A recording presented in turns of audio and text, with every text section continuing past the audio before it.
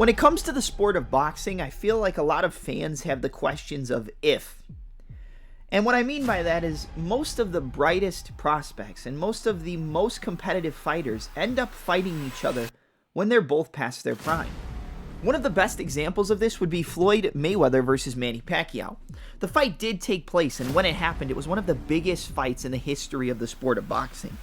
But it took place years down the line of when it should have initially taken place, and that made people believe that Floyd Mayweather had gotten a worn down and beaten version of a Manny Pacquiao. And if he had the brightest and most in prime shape Manny Pacquiao, the fight would have gone a lot different than it originally did, which was with another Mayweather victory.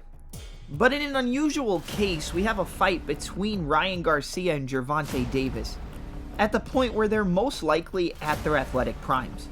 They're both on the come up, they're both undefeated, they have never tasted defeat inside the squared circle. And that's something that boxing fans, whether hardcore or casual, need to have appreciation for. It's the curious case of perfect timing when it comes to boxing matchmakers, and it's the diamond in the rough that more than likely in years prior would have gotten buried under the dust of other fights in favor of continuing the hype trains without a chance of derailment. But Garcia versus Davis is the perfect timing for the fight to take place, and like I said, a diamond in the rough for boxing matchmaking. When looking into the technical skills of either fighter, I feel like you have a case of technique and power on the side of Gervonta Davis, and speed and one-punch knockout power on the side of Ryan Garcia. King Rye versus Tank is going to be a battle of who can land first, but also a battle of attrition. Who can take the most damage and come back dishing out their own, breaking the will of the other fighter where both men seem unbreakable.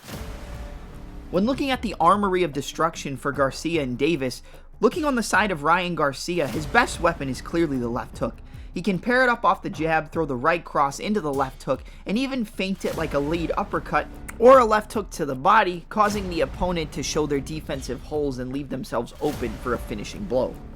Garcia is young, and he has all the confidence in the world to continue to push forward and become one of the greatest in our sport's history.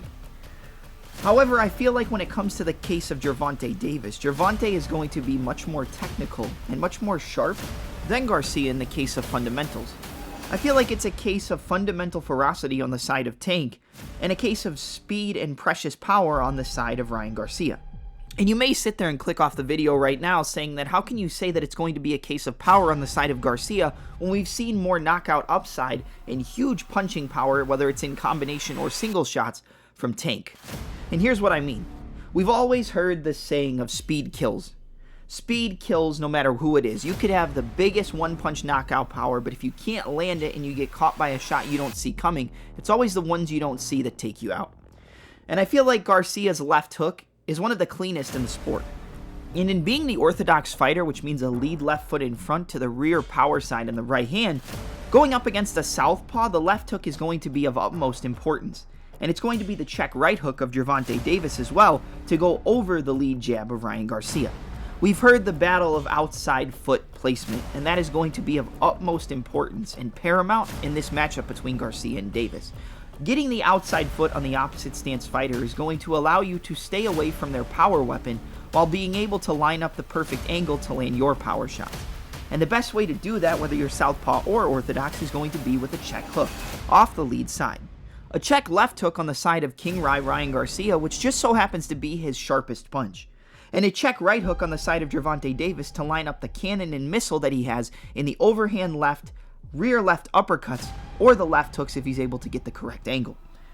The outside foot placement, the ability to land your power shots without the opponent finding the avenues to land their power, is going to be one of the most important keys to victory for either fighter in this matchup. Gervonta Davis has faced the better competition.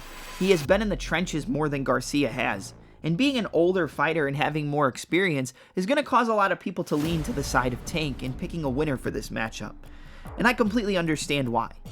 Garcia hasn't faced nearly the level of competition that Davis has, and that's going to be a big key for Davis in this matchup, having experienced more inside the squared circle. And the one thing you have to look at on the side of recent fights from Ryan Garcia is the fact that Luke Campbell was able to catch him with a lead right jab to the body, followed up by a left hook to the chin that dropped Ryan Garcia, almost knocking him out. He went limp for a second but was able to get his bearings, come back, and then find a body shot that was able to put Campbell down in the later rounds. And you have to praise the attrition and durability of Ryan Garcia and the determination to come back and find the shot he needed to win the fight. But you also have to look at him going up against another southpaw in the case of Gervonta Davis, and one of the most dangerous southpaws in the weight class. A guy who has legitimate one-punch knockout power, and the ability to take out Garcia with either a shot from the lead side or the rear side, because there's power in equal stances. When it comes to Garcia, though, another thing you have to give him credit for is the fact that he has a big ego. And you're going to sit there and say, well, why would you give credit for an ego?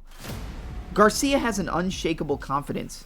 And I feel like going up against a guy in Davis who has confidence as well, that's going to be a big weapon for him, but it can also get him caught and knocked out. Sometimes you have to take the stupidity and lead yourself to success with it. And I'm not calling Ryan Garcia stupid, but I'm using stupidity to claim that his ego is going to put him in situations that maybe other fighters would want to stay away from and play on the outside a little bit more. But Garcia is going to get in the face of Gervonta Davis. And with getting in the face of Gervonta Davis, you could leave yourself in the path of an exploding landmine and get yourself knocked out like we just discussed. But you can also put the pressure on Gervonta Davis. You can also push Gervonta back and show him that you're not afraid of his power. And that can be a blessing or a curse. But the ego of Garcia can lead him to have more success in this fight than you may think. And I'm not really going to be making a prediction for who I believe is going to win, but I will say this. Garcia is going to have the ego and confidence to get in the face of Gervonta unlike any other fighter. But Gervonta is going to have the sharper technique and more weapons at his disposal than I believe Garcia has. But sometimes it doesn't matter how many weapons the opponent has. It only matters who can land their most destructive weapon before the other fighter can find a pathway to land theirs. And I believe that's what we're looking at here. It's either going to be Garcia landing the check left hook over the right jab of Gervonta Davis and catching him off guard and putting him down.